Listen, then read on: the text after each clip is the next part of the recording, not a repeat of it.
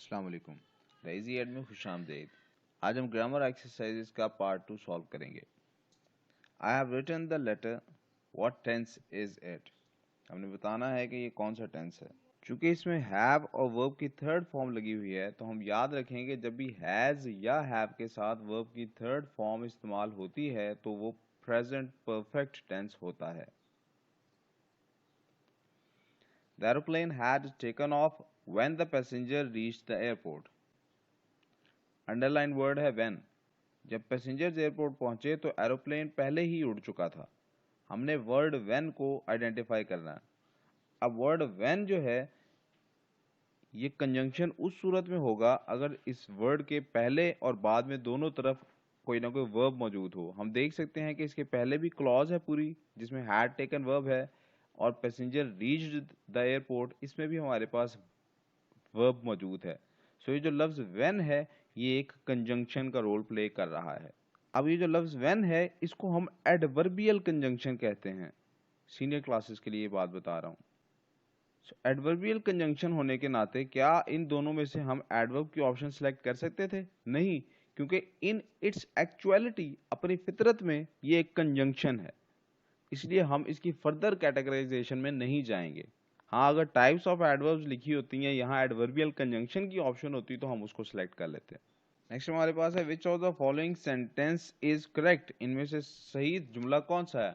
हम सारे जुमले पढ़ेंगे और देखेंगे किसमें क्या गलती है, यानी बाकी तीन इसमें यकीनन गलत होंगे। Trust in God and do your best, it seems appropriate, ठीक लग रहा है, इसके अंदर कोई खराबी नहीं नजर आ रही। ट्रस्ट ऑन गॉड ये गलती हो गई, हम एक पहले किसी लेक्चर में डिस्कस कर चुके हैं कि फेथ, बिलीव, ट्रस्ट इनके साथ इन लगाते हैं, ऑन नहीं लगाते, सो ये गलत है। ट्रस्ट बाय गॉड इसमें भी ये गलती है, ये भी दुरुस्त नहीं। ट्रस्ट फ्रॉम गॉड सब भी प्रपोजिशन के हिसाब से गलत हैं, सिर्फ ए ही हमारे पास एक करेक्ट ऑप्शन है। Do not write dash green ink ये भी प्रपोजिशन से रिलेटेड एमसीक्यू है। मैंने आपको पहले भी बताया था कि ये हमें प्रैक्टिस से आते हैं कि किस वर्ब के साथ कौन सा प्रपोजिशन लगाना है, यहाँ उसूल नहीं एज सच कोई होते।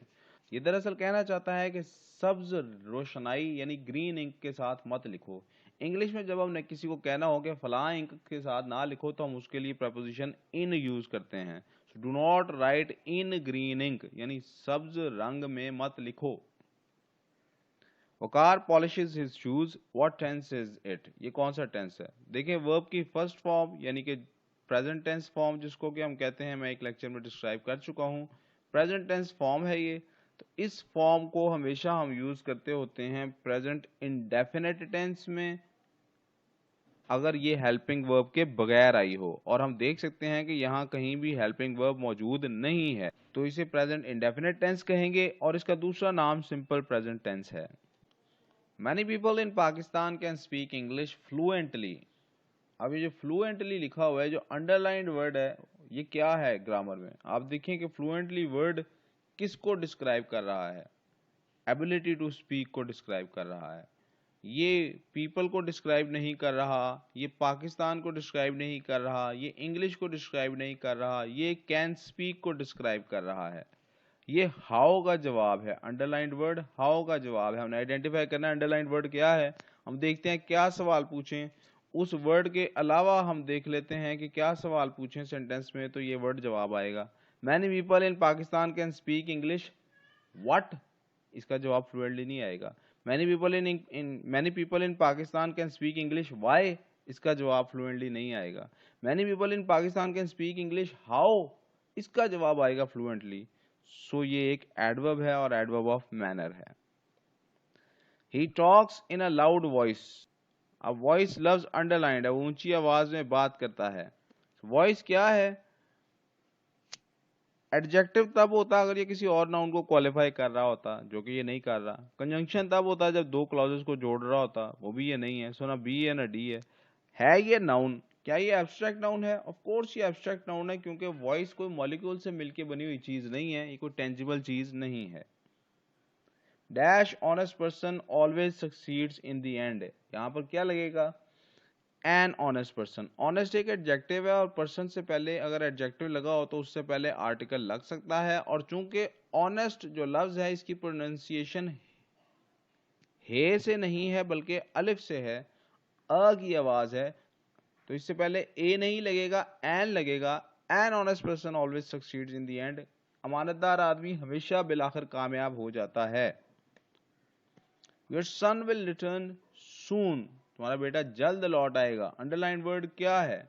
ये व्हेन का जवाब है, कब आएगा बेटा। और व्हेन का जवाब एडवर्ब वाले लेक्चर आपने देखा होगा, नहीं देखा तो तफसील से देखें। व्हेन का जवाब हमेशा एडवर्ब होता है। Both the teams are playing well, दोनों टीमें अच्छा खेल रही हैं। लव्स टीम क्या है? लव्स टीम एक ग्रुप नेम है और ग्रुप नेम्स को हम कहते हैं collective nouns. Which of the following is a correct sentence? Again 4 sentences हम पढ़ते हैं, देखते हैं कौन से में क्या गलती है और फिर जो बच जाएगा जिसमें गलती नजर नहीं आएगी उसे करेक्ट सेंटेंस कंसिडर करेंगे। The novel is too interesting, ये नॉवल बहुत ज्यादा इंटरेस्टिंग है। टू जब भी बहुत ज्यादा के लिए लफ्ज इस्तेमाल किया जाता है तो दरअसल ये तंजन इस्तेमाल किया जाता है। इसका मतलब होता है कि ये बिल्कुल भी ऐसा नहीं हो सकता। मिसाल के तौर पे this is too good to be true, you are too good, तुम तो बहुत ज्यादा ही अच्छे नजर आ रहे हो, यानी जितना हमें चाहिए उससे भी कहीं ज्यादा निकल आए हो। So the novel is too interesting का मतलब है कि ये तो इतना ज्यादा इंटरेस्टिंग है कि दिल ही नहीं कर रहा पढ़ने का। so ये अप्रोप्रिएट नहीं लग रहा। The novel is much interesting, काफी इंटरेस्टिंग है, निस्बतन ये बेहतर है। The novel is very interesting, ये और भी बेहतर लग रहा है। The novel is too much interesting, ये ए और डी तो बिल्कुल नहीं हो सकते।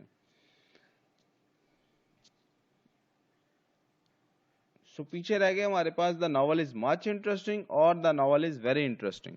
तो अब मच और वेरी में से क्या इस्तेमाल किया जाएगा? याद रखें, जब भी एडजेक्टिव की पॉजिटिव डिग्री, जैसे एडजेक्टिव है टॉल, उसकी पॉजिटिव डिग्री है टॉल, कंपैरेटिव डिग्री है टॉलर और फिर उसके बाद सुपरलेटिव डिग्री है टॉलेस्ट। तो जब भी पॉजिटिव डिग्री किसी एडजेक्टिव की इस्तेमाल हो तो उसमें मच का वर्ड इस्तेमाल नहीं करते।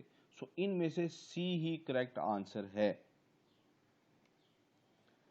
Which of the following is not a sentence? इनमें से सेंटेंस कौन सा नहीं है? ऑफ कोर्स वो सेंटेंस नहीं होगा जिसके अंदर वर्ब मौजूद नहीं है। The singing of the birds delights us, इसके अंदर delights वर्ब है तो ये तो सेंटेंस है। All roads lead to Rome, इसमें lead वर्ब है, ये भी सेंटेंस है। On the top of the hill, इसके अंदर वर्ब मौजूद नहीं है, सो ये हमारे पास सेंटेंस नहीं है और यही करेक्ट ऑप्शन है। Nature is the best physician, इसमें भी is वर्ब मौजूद है। The steamer sailed yesterday, steamer एक तरह का बहरी जहाज होता है। What tense is it? ये कौन सा टेंस है? सेकेंड फॉर्म लगी हुई है, सेकेंड फॉर्म को हम पास्ट टेंस फॉर्म भी कहते हैं और हम वर्ब वाले लेक्चर में डिस्कस कर चुके हैं कि पास्ट टेंस यानी कि सेकेंड फॉर्म सिर्फ और सिर्फ पास्ट इंडेफिनिट या सिंपल पास्ट टेंस में इस्तेमाल होती है। इस पार्ट में आपने कितने मार्क्स हासिल किए कमेंट सेक्शन में जरूर बताइए। Stay tuned for the next part. अपना ख्याल रखें, खुश रहें, आबाद रहें। अल्लाह हाफिज।